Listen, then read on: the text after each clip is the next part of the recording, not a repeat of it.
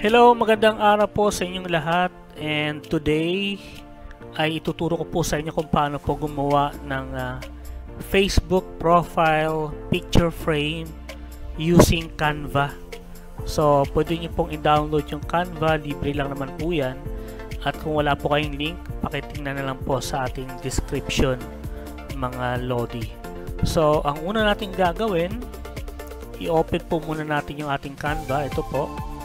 And then dito sa search bar, yan, type nyo lang po ang Facebook frame.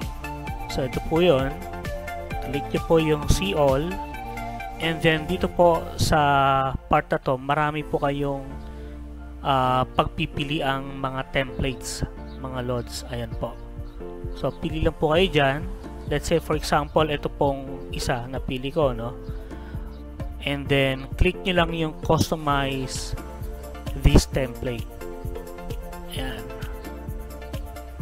So yung marami po kayong pagpipilian, so pwede nyo po yung i-edit mga loads, no? Depende po sa inyong paggagamitan. So itong napili ko, pwede nyo pong baguhin yan.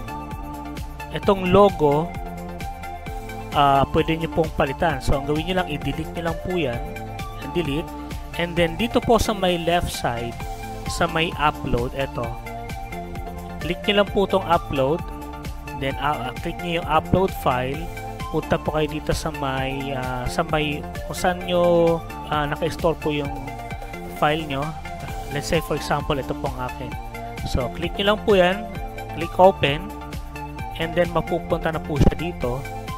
Ayan, naglo-loading na siya dito sa may left side. And then once na uploaded na po, i-click nyo lang yan. Yan, mapupunta na po siya dito sa may gitna. I-ano na lang po ninyo, no? Yan, i-resize nyo. And then bahala kayo kung saan nyo po gusto ilagay. It's either dito sa gitna, sa right side, or dito sa may left side. So let's say for example, dito natin ilagay sa gitna. Yan, masisentro naman ninyo kasi mapapansin nyo meron pong guhit, ayan, no? Na indicator na nagsasabi nasa gitna po yung image natin.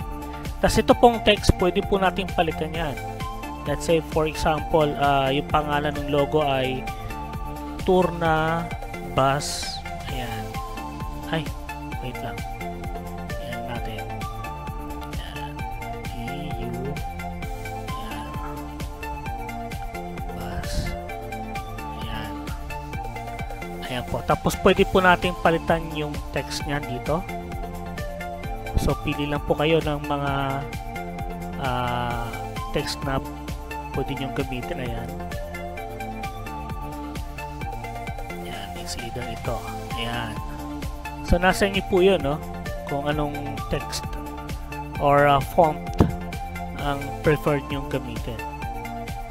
Ayan. So yan na po siya. And then ngayon, ida-download po natin siya, pero bago po natin gawin yon, kung mapapansin nyo po ito, meron po siyang guide, no? Sa mismong image, nasa loob siya. Ang kailangan natin gawin bago natin i-download ay i-delete natin yung nasa loob.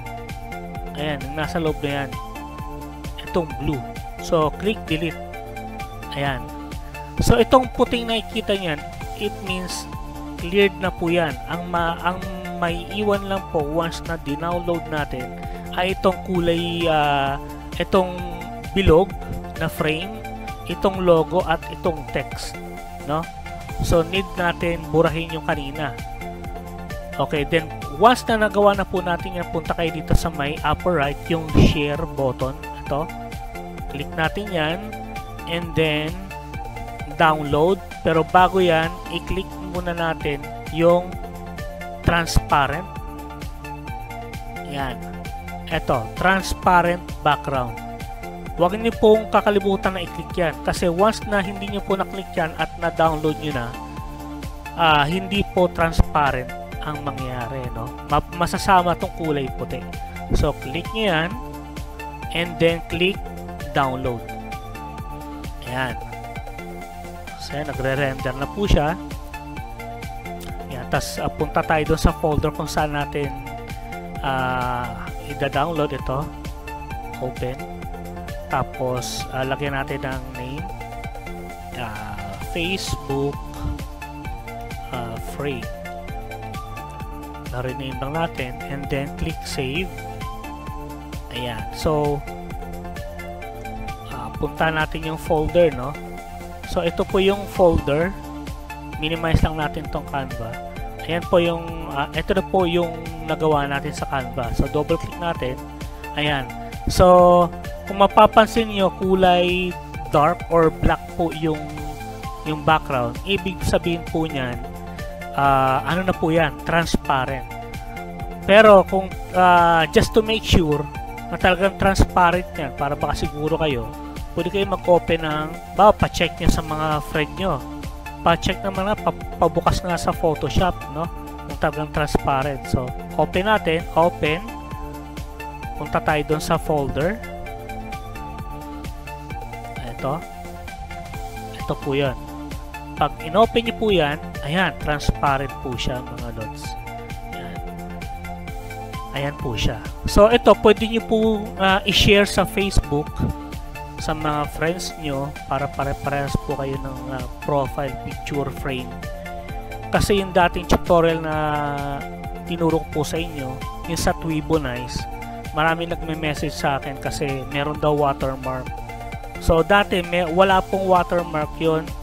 Ngayon na lang dahil sa new update sila, nagkaroon na po ng watermark. At kung gusto mong walang watermark, ay need mo po i-purchase, no? Magbabayad ka ng around $4, parang ganun. Tama, $4 para makapag-avail ka ng walang watermark. So itong Canva, ang kagandahan na itong mga Lodi, wala tong bayad, no? Free. So makapag-create ka ng profile picture frame ng wala kang aalalahaning watermark, mga Lodi. So ayan po, hanggang dito lang po. Thank you so much. Please don't forget to subscribe and like ng video po na ito. Hanggang sa muli po, thank you so much, mga Lods.